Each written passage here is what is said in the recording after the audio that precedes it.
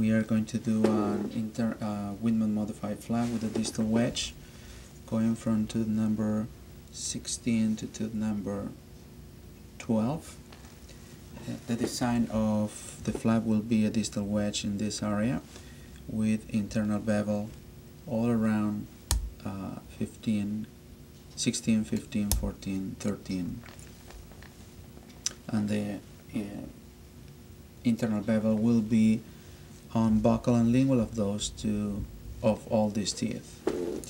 The goal will be repositioning the flap apically, and because of the hypertrophy of the tissue and because of the anatomy of this typodon and the characteristics of the silicon, we may encounter the situation that we are not going to be able to cover all the interdental spaces with this silicon at the time of suturing. We will start doing a little distal wedging here. The problem is if I'm doing a large wedge, a wide wedge, the flexibility of this silicon material won't allow me to have a full closure. So in this case we'll decide to do a distal wedge undermining the soft tissue like this.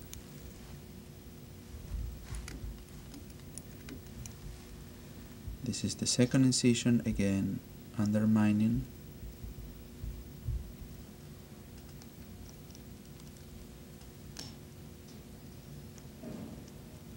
And when we are doing the incision, we want to ensure that we have a full cut of the tissue. Review the incision. Now we are going to start proceeding with the internal bevels on the buccal side. And we will start doing our incisions on the crestal bone. In this case we are taking a big portion of tissue in our bevel.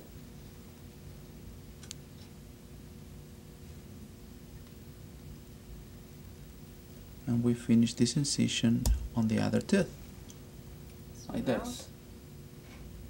And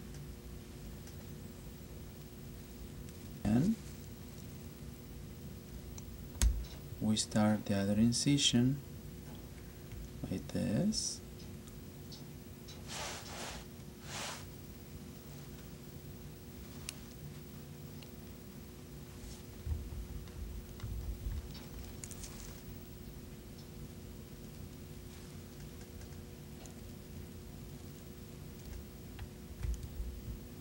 We finish in the same way.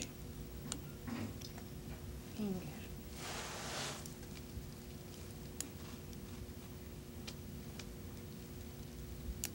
Perfect. Then we'll do the next one.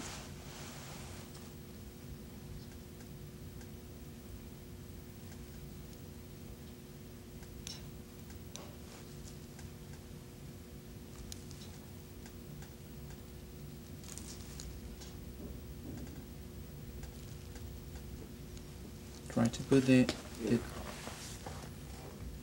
tip of the blade right at the crestal bone. That will be your goal.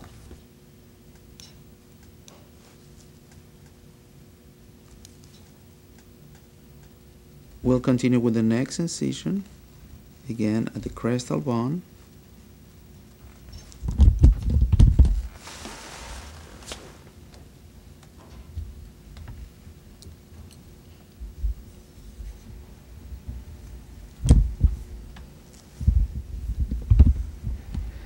And in this case we are going to finish the incision right on distal of this premolar. So my first group of incisions on the buccal, on the bevel on the buccal is completed. Then what I have to do will be the second group of incisions on lingual. The second group of incisions is going to be on the lingual side, so we will do the internal bevels on the lingual. And the problem that you're going to have with this silicone will have the tendency to come with the blade every time that you are going out.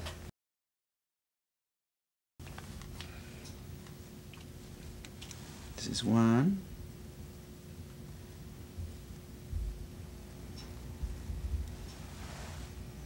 Try to put the tip of the blade right at the crystal bone.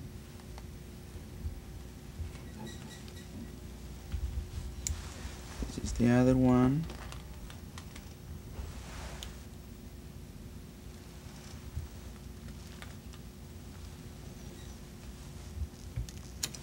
This is the third one.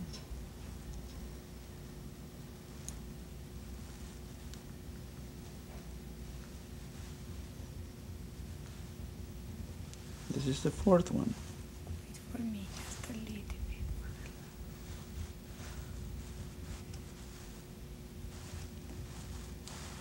Make sure your incision is clean, and if you have to review it, go ahead and do so.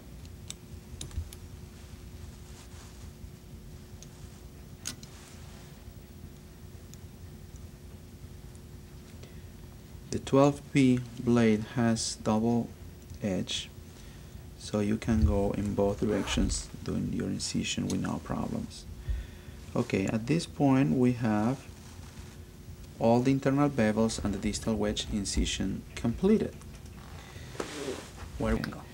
Now we are going to do the vertical incision, and if possible we would like to have a bevel in this vertical incision. Instead of coming perpendicular like this, we want two things in this vertical incision. One is having the base of the flap wide enough that will give enough irrigation. So we don't want to do this, we rather want to do this, or at least coming vertical.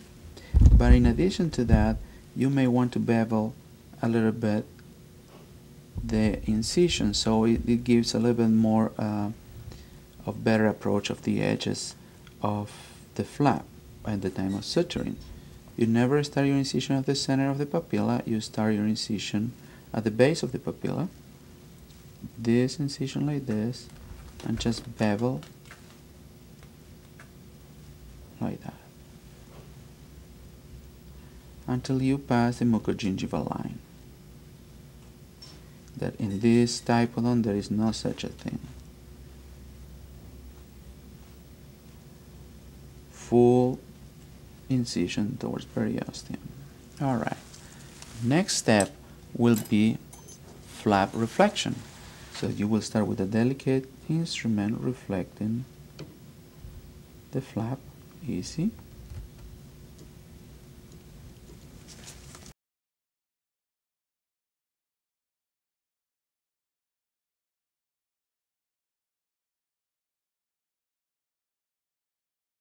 Now we have to start separating the rest of the flap.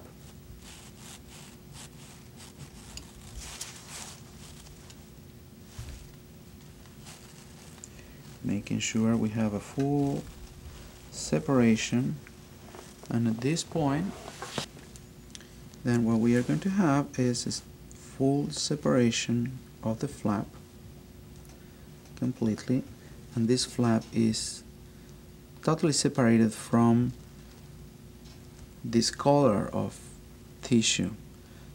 So once that this is separated, next step will be removing the color. So in order to do that, we have to have incisions, intracircular incisions.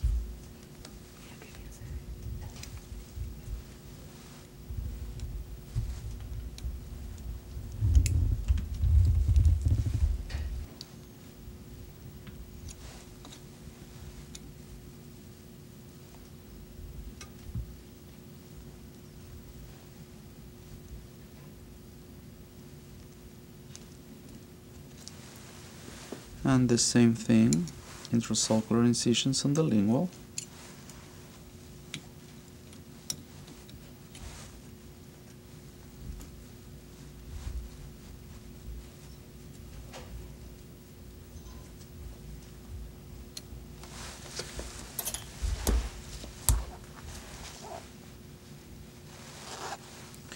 We have to separate the papillae from the bone.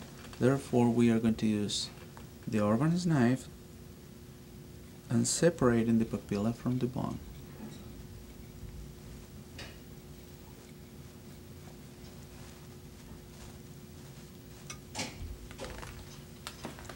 And we do this from buccal, and also we will do this from lingual.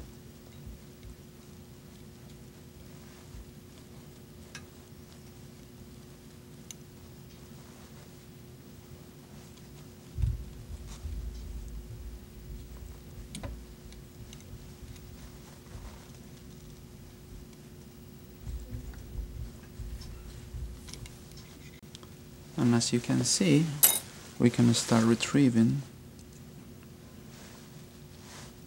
the color of tissue, hopefully in one piece.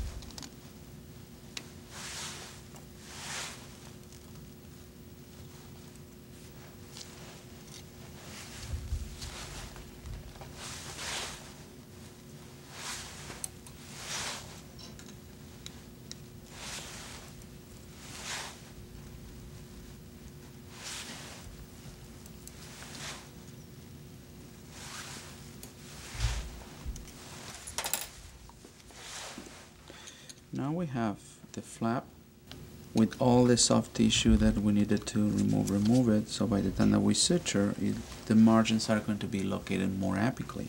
Next, we are going to remove the granulation tissue, do the skin replaning, and if needed, we also will do the root conditioning. Finally, we will suture. We'll start by suturing the vertical incisions with a simple interrupted suture. By closing the incision in apic or coronal direction.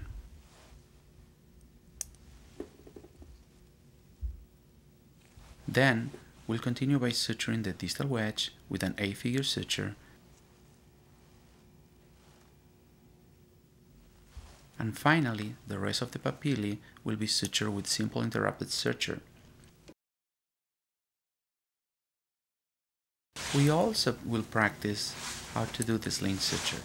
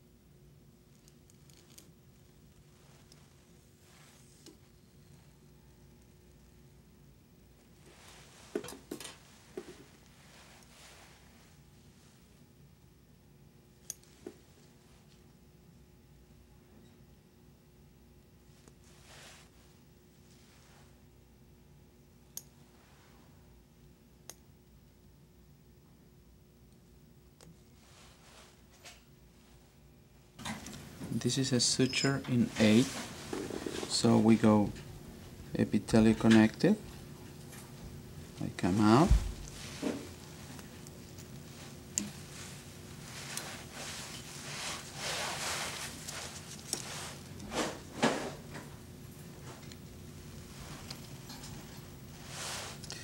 and we'll do again epithelium connective.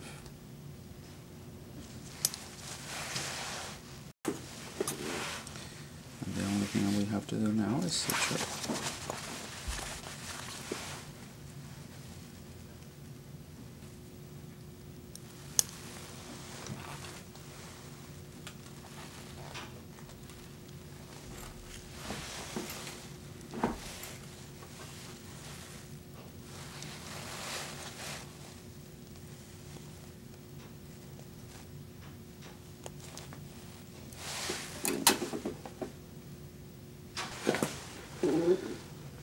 Now all simple sutures.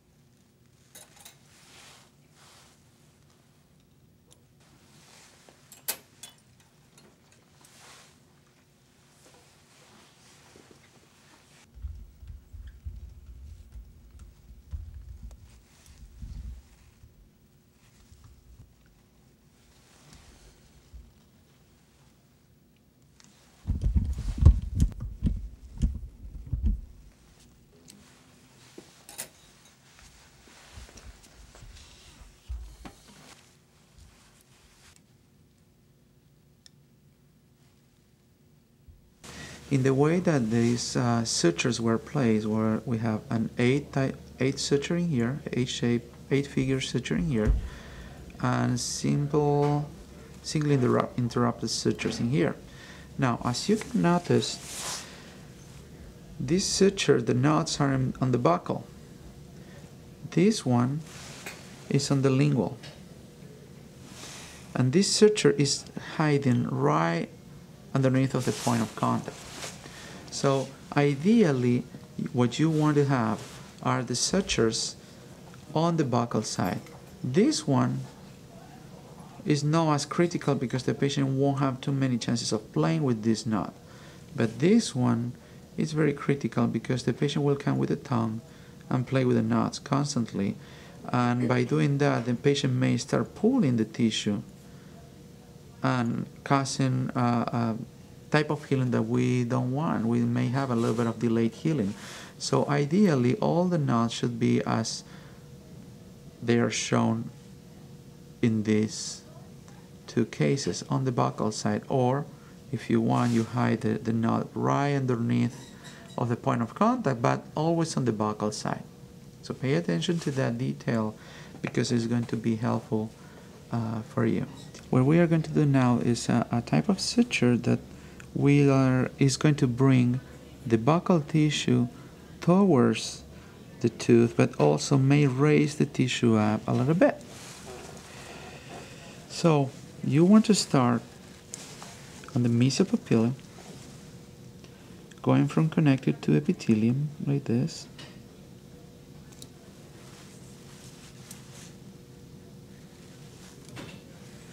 Then going around the tooth.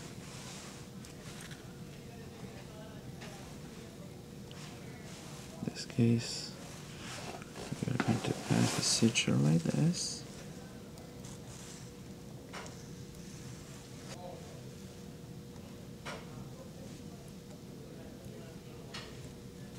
Then we'll do the same thing in here.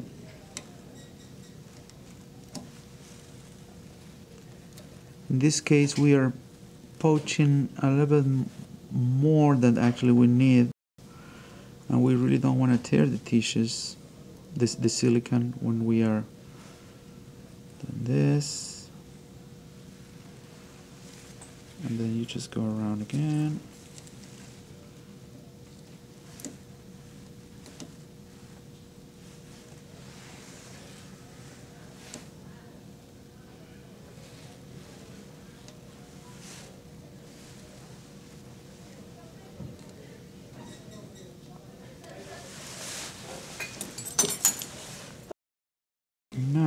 of a sudden we have the tissues tight against the tooth. So the only thing that we need to do is suturing, is doing our knots.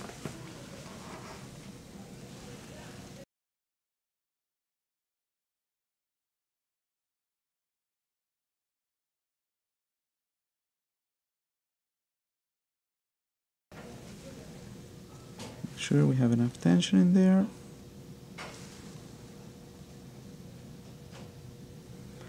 And that is really important then that you buy more silicone, at least good 5 millimeters of silicone, otherwise the silicone will tear with that much tension.